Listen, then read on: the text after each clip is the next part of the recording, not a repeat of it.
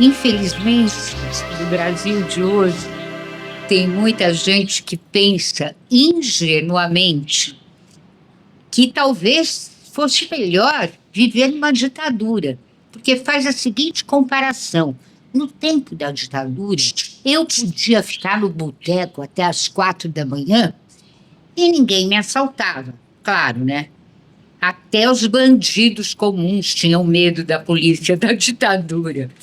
Mas, se você ficasse no boteco até as 4 da manhã, naquele tempo, dependendo do que você conversasse com seus amigos na mesa do boteco, você saía de lá preso.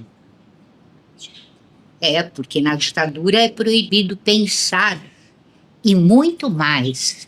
É proibido manifestar as suas opiniões se elas contrariarem o que reza a cartilha do regime ditatorial. Bom, eu estou falando tudo isso por causa do filme Eu Ainda Estou Aqui, e baseado no livro do filho do Rubens Paiva, do deputado Rubens Paiva, que foi morto pela ditadura militar brasileira e ficou décadas dado como desaparecido, né? Mas ele foi morto. E aí eu estou falando mais tudo isso para falar de um artigo citado pela Paula Dipp, beijo, minha linda Paula Dipp, que fala exatamente sobre isso, sobre esse resgate dessa memória da ditadura militar, de 64 a 85, e aí lembra de outro crime cometido pela ditadura do Getúlio Vargas, que é a morte do escritor Stefan Zweig, que era um escritor austríaco, judeu. Ele fugiu, evidentemente, do nazismo, né?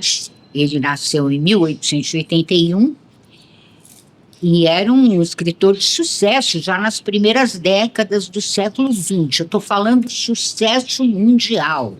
Stefan Zweig. E ele fugiu do nazismo, fugiu da Europa nos anos 30, veio para Nova York, aí depois acabou vindo para o Brasil. Ele teve muitas vezes no Brasil, e aí acabou vindo para o Brasil com a mulher dele, que era a segunda mulher, que era a Charlotte, e eles foram morar em Petrópolis, no Rio. E no dia 22 de fevereiro de 1942, na noite de 22 para 23 de fevereiro de 42, eles morreram. E todo mundo falou em suicídio, duplo suicídio. Os dois morreram por ingerir muitos barbitúricos. Ele deixou um bilhete e pronto, era suicídio.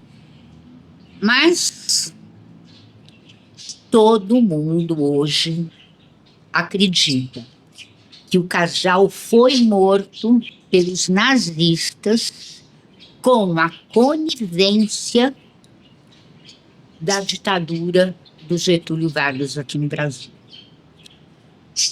Então, gente, da mesma forma que se resgatou a história do Rubens Paiva e da morte absurda dele, falta resgatar a história do Herzog melhor do que ela já foi resgatada, porque dá para fazer melhor.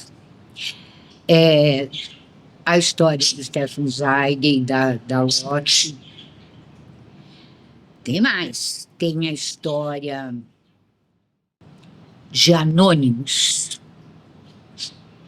Eu estou falando de pessoas muito famosas, né, nos seus meios, e o Stefan Zweig, então, famoso mundialmente, consagrado como grande escritor que ele era. mas também tem muitos anônimos, muitos que morreram nas ditaduras, nas duas grandes ditaduras do Brasil, Getúlio Vargas e a ditadura militar de 1964, do golpe de 1964. Bom, estou falando tudo isso e mais tudo isso e mais tudo isso para te falar da minha dica de leitura de hoje. Lote Isaac, do Dionísio da Silva. É a história da Lotte e do Isaac no Brasil. E aqui se levanta essa dúvida, né? Eles foram mortos ou eles se mataram? Gente, o autor, você conhece, né? Claro, mas eu vou falar para você dele.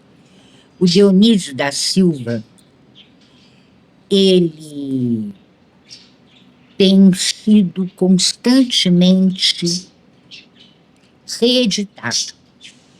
Ele foi muito premiado em 1992 com Avante Soldados, que já foi traduzido para outras línguas, está em 10ª edição no Brasil, recebeu o Prêmio Internacional da Casa das Américas.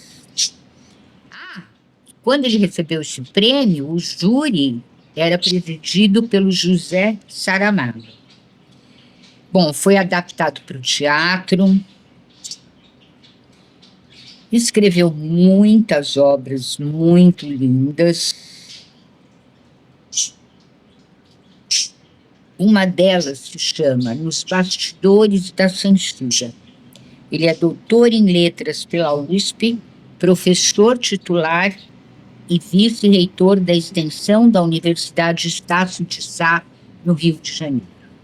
Eu recomendo essa leitura aqui para você como outro resgate histórico importante. E também, porque se você conhece, você passa a conhecer a obra de Stefan Zweig. E ainda é preciso lembrar que uma das obras de Stefan Zweig deu ao Brasil o seu quase slogan. O título da obra é Brasil, o País do Futuro. Você já ouviu isso na sua vida, não ouviu? Pois é.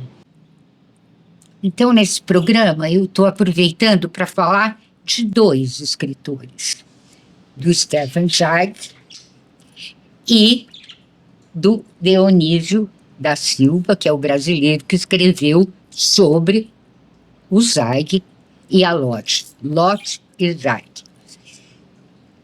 Bom, esse artigo que eu citei, da Folha de São Paulo, eu esqueci de dizer, mas é muito importante, foi escrito pela Beth Milan, que também é escritora, como você sabe, né?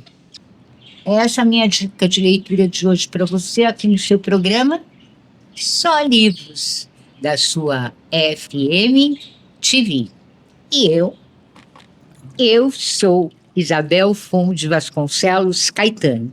Também sou escritora, tenho 23 livros publicados e estou sempre aqui com você no seu programa Só Livros e na nossa colorida Janela da Paulista, com Dionísio da Silva.